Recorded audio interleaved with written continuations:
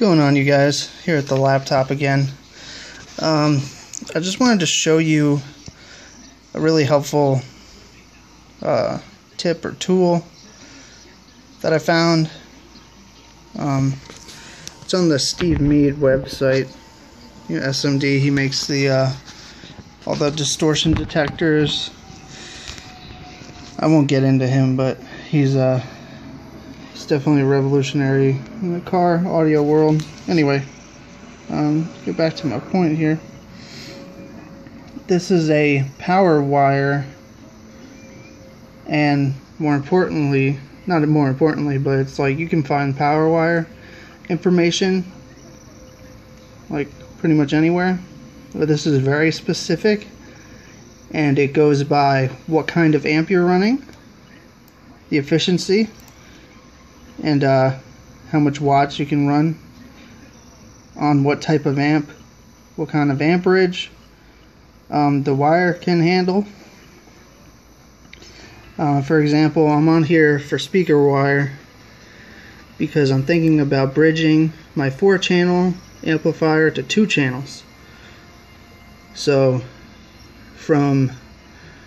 instead of getting 100 watts RMS per side, I'd be getting 300 watts RMS per side. So let's see what kind of wire can handle that. Right now in there I have 16 gauge.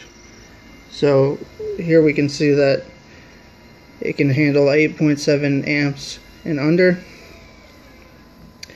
And then your ohms, the ohm of the speaker, changes the efficiency of it.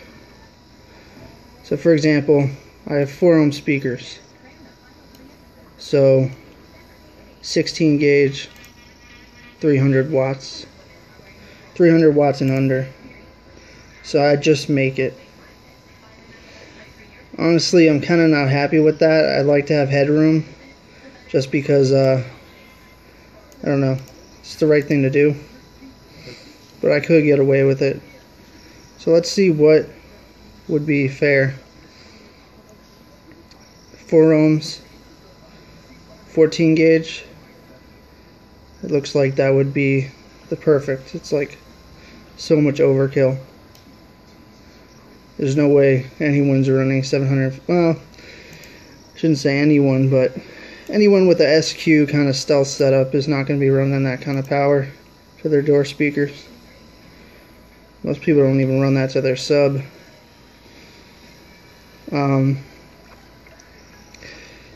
Yeah, it's interesting because, you know, people say, oh, what kind of thing do I need for a subwoofer? 12 gauge.